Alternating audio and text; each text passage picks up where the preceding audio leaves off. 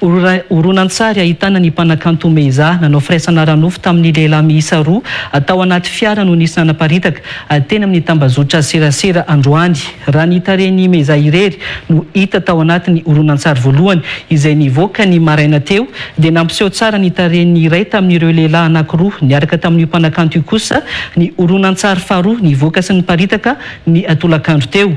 Raha ny hita tao anatin'ny horonan-tsary faharoa io moa dia toy ny efa tsy mahatsiaro tena intsony ny mpanakanto Meza fa ilay lehilahy iray no manohy manao firaisana ara-nofo aminy ary ny iray kosa manohy ny mifakana sary. Ndeo rahantsika ny fanadina mahakasika an'izay.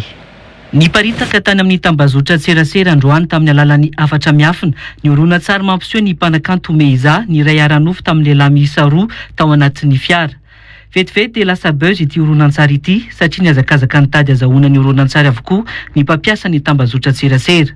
Raha ny sary nivoaka dia nitarehiny Meza irery no hita sy nalaina sary ary tsy misy hita kosa nitarehin'ireo roalahy nanao firaisana ranofo taminy.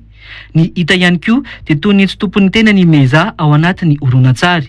Nandeha niresaka fa mamy ity mpanakanto ity tamin'io fotoana io.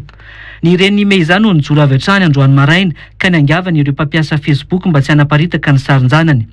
Nilaza ihany koa i Bakolo Augustine fa mifono vy ny tena no ho an'ireo mpankahala ary nankasitraka ho an'ireo nankahery azy.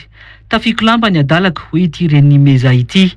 Nilaza ihany koa ny reniny Meza fa ho avokany amin'ny tambazotra serasera ny sarina vandoza ho an'izay tora-bato na hitsangana iaro ary tsy ho takoana ny masony.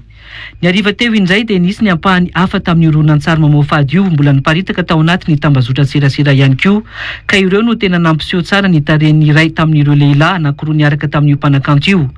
Raha ny hita tao anatin'ny horonan-tsary faharoa ity dia toy ny efa tsy mahatsiaro tena intsony ny mpanakanto Meza fa ilay lehilahy iray no manohy manao ny firaisana ranofo aminy ary ny iray manohy maka sary.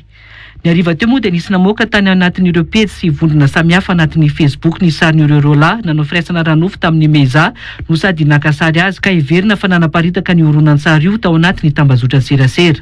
Nanoloana ity raharaha ity nampatsihivin'ny ministera ny serasera tao anatin'ny fanambarana navoaka ny hariva teo fa mialoha ny lalàna mikasika ny adeloka ny lalàna mifeny serasera amin'ny haino vakijery, ny lalàna mifeny elokanabaka, ny famoahana sy fanaparitahana sary na horonan-tsary tsy nierana tamin'ny tompony sy entina analana baraka azy. Mialoha ny lalàna ihany koa ny fanalam-baraka inina tao amin'ny olona ho fanombana ny fiainan'ny olona manokana. Eloka ihany koa ny fizarana ny tranga ny lalàna mifeny elokanabaka manokana araka io ambara ny ministera ny serasera io. So ny voakasika sy ny niarambona ihany koa ny mitondra ny tranga manohitohina ny fiainana manokana eny amin'ny mpitandro ny filaminana na hoe eny amin'ny fitsarana araka io ampatsahivy ny ministera ny serasera io. Manameloka ny fanaparitahana horonan-tsary mikasika ny fiainana manokana ny tsirairay araka izay tranga miseho tato ato ihany koa ny ministera raha nambaran'izy ireo ao anatin'ny filazana io.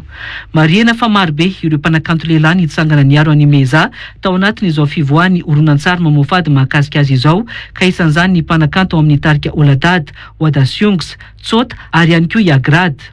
Sahivina fa isan'ny efa niara ny raharaha toy izao ihany koa ny mpanakanto Wendy Catalina tamin'ny 9 Jolay 2024. Ho azy tamin'ny fotoana io fifampiresahana tamin'ny afatra miafina teo aminy sy ny fofombadiny teo aloha no nanaparitaka tamin'izany fotoana izany. Na dia nisy aza ny fialantsiny nataon'io tovolahy io efa tratra ihany io lehilahy nanaparitaka ny sariny io. Raha ny vaovao voaray tamin'ny fitoro hariva teo moa dia efa andalana nakany amin'ny polisy misahana ny elokanabaka na ny cybercriminalité ny reniny Meza ametraka ny fitoriana mikasika ny famoahana horonan-tsary mamoafady mahakasika ity zanany vavy ity.